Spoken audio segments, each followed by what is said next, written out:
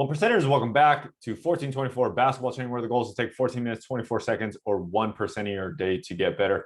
For those that are new, welcome. I'm Coach Tommy. I'm a former psychologist, now a performance enhancement specialist and basketball coach. On this channel, I simplified life and basketball into 3 buckets: mind, body, and craft. In today's teaching tape, we got an individual performance by Jayson Tatum scoring 50 points in the Celtics versus the Wizards. So let's see what we can do to improve our minds today. First off, let me say thank you to every single one of you guys watching. Every single one of you guys is helping me get towards my goal of opening a training facility where I can help more people out.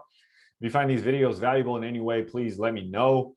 Share, like, comment. That way I will know which way to improve the channel and improve myself. So thank you for that. So let's get into it. Let's see Jayson Tatum drop 50. And if you guys are more pickup players, I mean, this is the one to watch. See how he gets his buckets.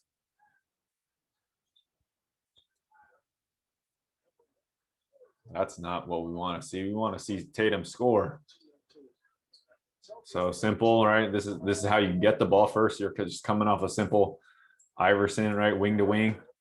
So you're just coming across the lane, right? No dribbles needed here. Just bring the guy around. You're just taller.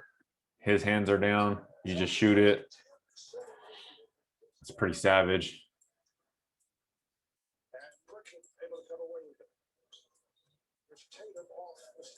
Lots of dribbles. I don't know why they would leave him. Okay, in and out, probing, looking. You got Brook Lopez on him. He's getting nervous because he's all the way out here. Right, pass fake. Now you're wondering who's guarding the post guy. They both leave, right? Forget about the best player on the court. This is nothing special, just in and out, getting over to the wing. Pass fake, gets Hachimura in the air. Pick and roll, look back. Okay, pick and roll with Tristan Thompson. This dude set some big screens. This dude is a big dude. Okay, pause a little bit, look back. How is he guarding me? He's chasing. Okay, so I'm in and out. Okay, get Brook Lopez in and out dribble. I'm gonna get Brook Lopez leaning one way. Okay, I'm gonna go into him, create contact to create separation, and then go up quick and side hand.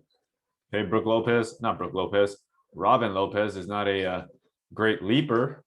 Okay, so just get into a closed position where my shoulders are into his chest. Okay, and then just finish up on the side hand finish.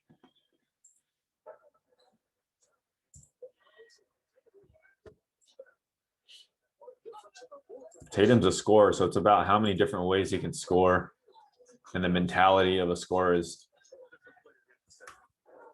Okay, so pick and roll. Okay, they chase him. This guy's way too goddamn slow, so you just get around the corner. Okay, get back in front of him here. Okay, so smart with the angles. Right leg, take off. When you're back in front of him, finish on the other side quickly with the left hand reverse.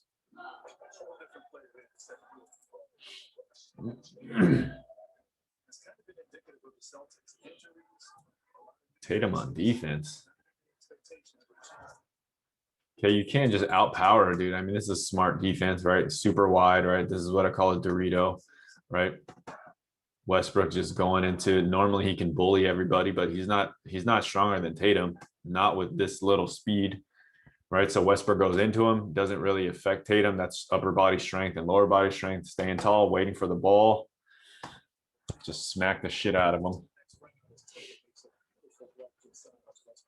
So Robert Williams right here, Tatum, his size and his length. Westbrook not able to finish. Just what a beautiful block right there, and the ability to save it. Start the fast break. Williams looked like he's broke. Landed that left foot.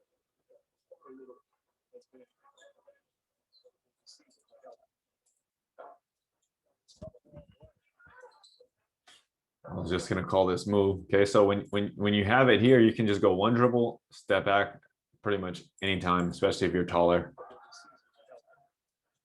Okay, 2 dribbles, ball outside of the frame when he stabs that ball.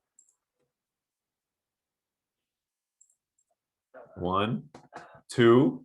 Okay, the ball is all the way on this backside. then you pick it up. Okay, that's if you're stronger, right? Stronger and longer, right? You beat them to the spot, right? They practice together, so they know each other's moves, right? You just can't stop it because of the angles and the height. So he goes back this way instead of this way, instead of this way, right? So you got to go back at the angle that will give you the most space, or not necessarily the most space, enough space, right? So this is enough space. If he goes this way, he's more likely to get blocked. Going back this way would probably be the better area to go, right? If you need more space, but you just need enough space to get it off. Let's not forget to mention that Tatum is also, I think, like 6'10". Beal's probably like 6'4". Not only that, is this high release behind the head or above the forehead.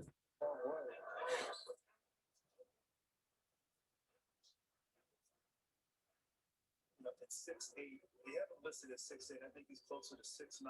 6'8". Yeah, 6'8" versus 6'4".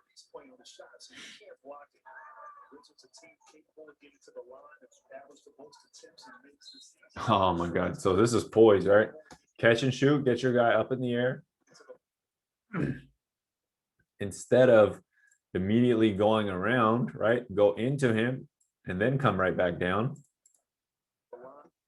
Okay, so into him to freeze him still. So that allows you to go baseline. Okay, now he's giving you baseline. Now this third defender is giving you baseline. So instead of taking the baseline, attack the high foot and then come back on this side. Right, so it's a left, right, Euro. Keep his balance. If he was a passer, if he was a passer, this is a super easy, easy pass here to Williams, or a super easy 3-4 Walker. But he's a scorer. He's not a playmaker. He's a scorer. He's trying to get buckets. Yeah, I love just a beautiful ball fake. Patient, always under control, able to avoid that offensive charge. Great.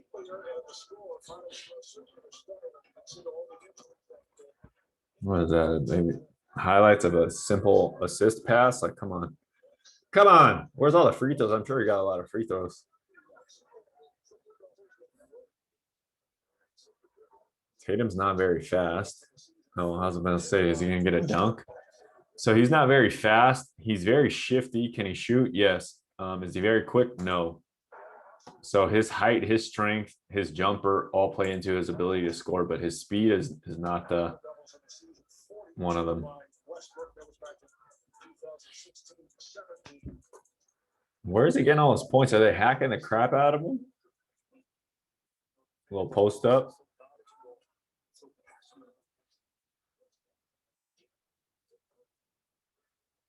Here we go. So he can, take his time a little bit more and back down Ish Smith a little bit more, but he doesn't need to, right? He's comfortable with this kind of a 18-foot Kobe fadeaway.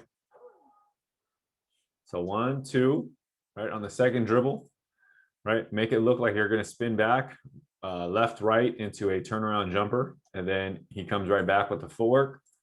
Keep the angles on your body, right here, boom. So it looks like he's going to go left, right, holds it there, slightly travels, but we won't worry about that. And then when he comes back, okay, you got to keep a closed position, shoulders into his chest, shoulder facing the rim.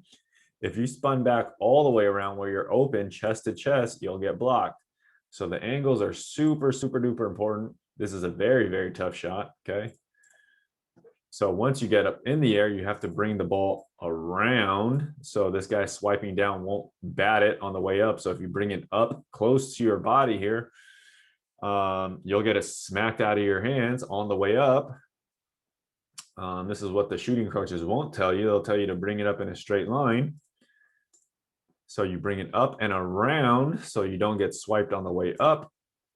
Go watch Kobe, DeRozan, all the really, really good scorers. Look at KD. Okay. And so now that it's up, you're in the air and now it becomes a 2-motion shot. The coaches will say, make it more fluid, make it 1 motion, right? You got to know when to use each 1 motion, 2 motion, right? When to bring the ball up straight, when to bring it up on the other side. There's so many nuances to the game if you want to get really, really, really good. And so he's fading, and then coaches are also going to say, land in the same spot that you go up. Well, does he look balanced, right? He's bending in the air, he's drifting this way, right? This is all dynamic balance. It's not, the game isn't stationary. You're not just, lifting some weights. Dynamic balance is what it's about.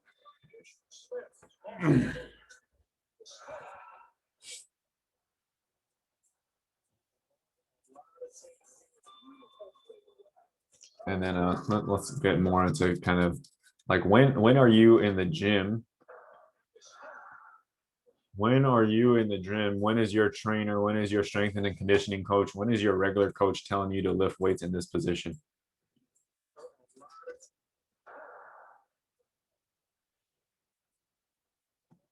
Right? When are you in the gym lifting weights in this position? Partial bend, heel up, right here, foot internally rotated here, heel up on this side, right? Slightly flexed in the back, right? Ball coming out to the outside. So there's some weight here, right? Back slightly bent, head here. What exercise machine do you get on the gym to replicate this? I'll wait, man. I'll wait. Give me an answer. Right? It doesn't work, right? So some things will translate. If you get on the leg press, right, and you're doing a bunch of leg presses, yes, it will make your legs stronger. Will it give you internal rotation on both legs? Do some calf raises? Yes. Will it help you actually move more fluidly and find these body positions?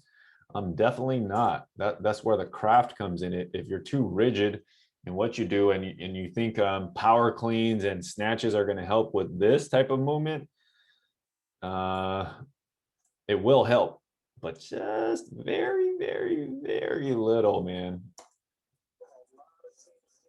Come at me if you think I'm wrong, man. Find me a power lifter that could play ball.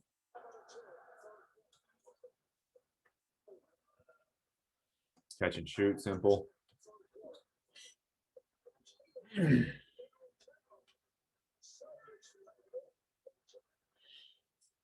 Come on, I don't even see no replay of that.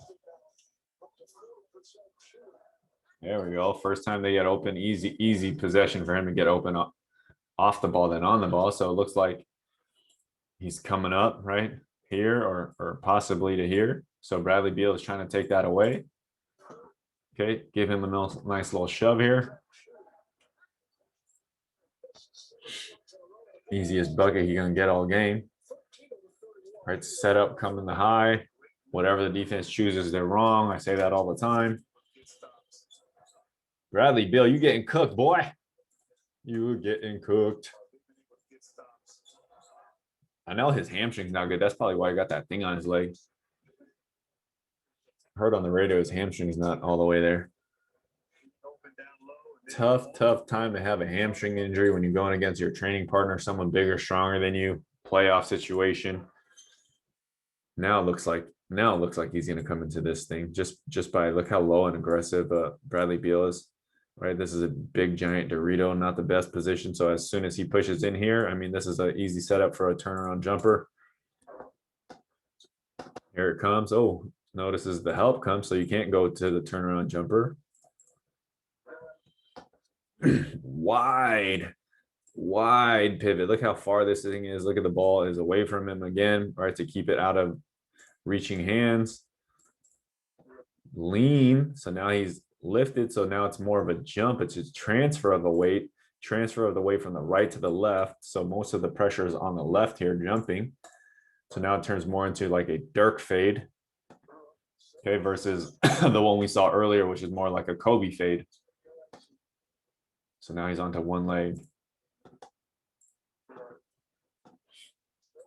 Okay, and then so all these little things matter in helping you get the shot off. Even when you jump here, Okay, so he's going to get this knee up, and it should be into this defender to keep the space so he can't intrude your space. So you have to keep that knee up.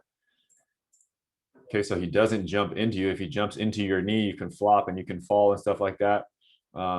If he jumps into your knee, you can keep your knee stiff to give you that space.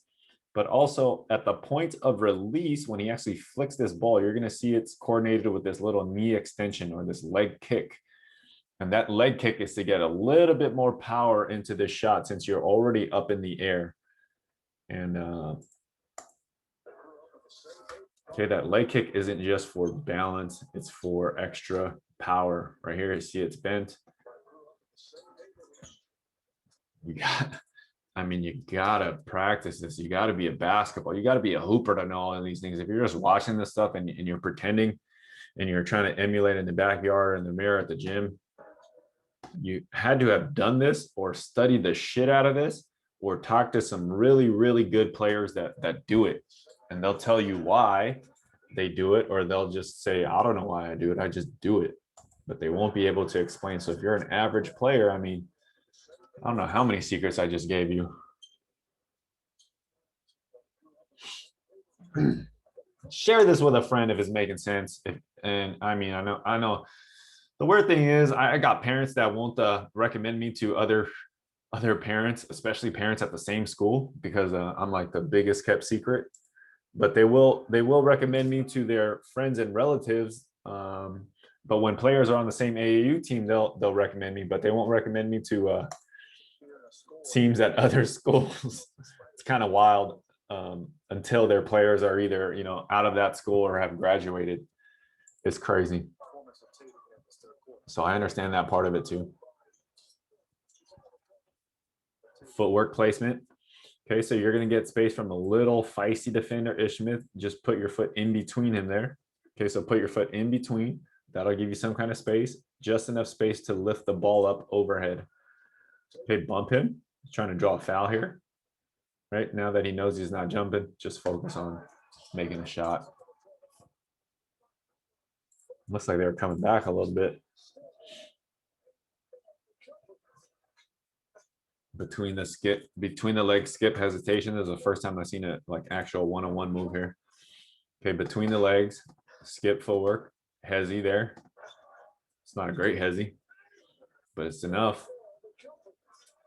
Change the level, speed, direction. 3 changes, you know.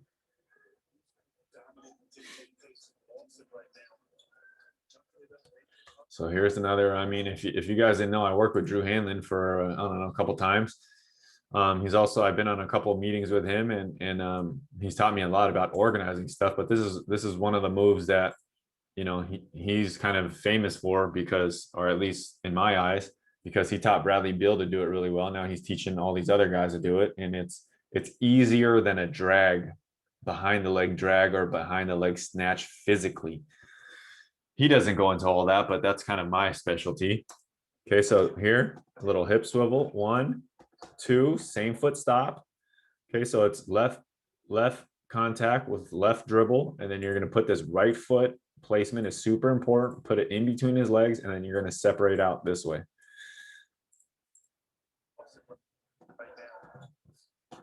So hopefully you saw that. Bradley Beal does it a lot, right? 2 dribbles. Okay. 1, 2, same foot stop, replace with the right foot in here. Okay, and then push out.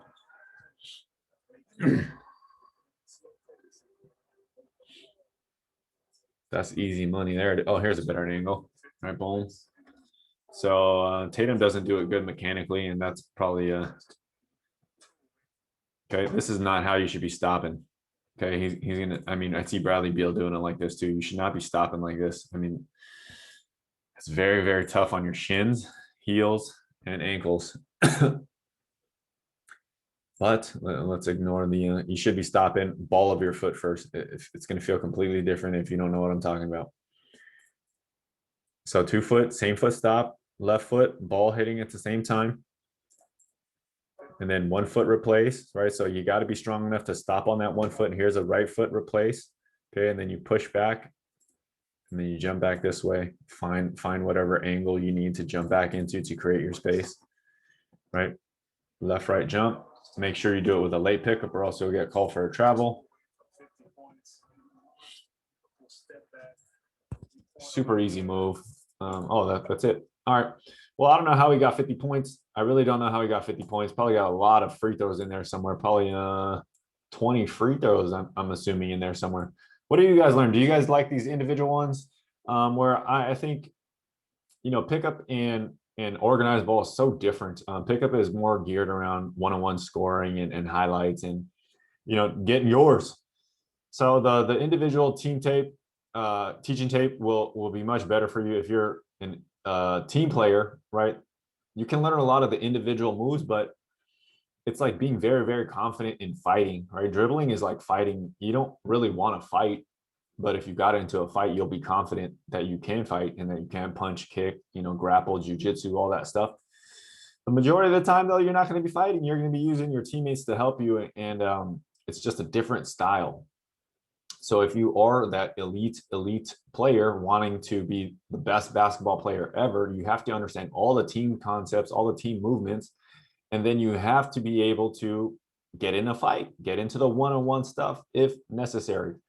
So don't go completely one way, don't go completely the other way. Know where you are in your development and go from there, man.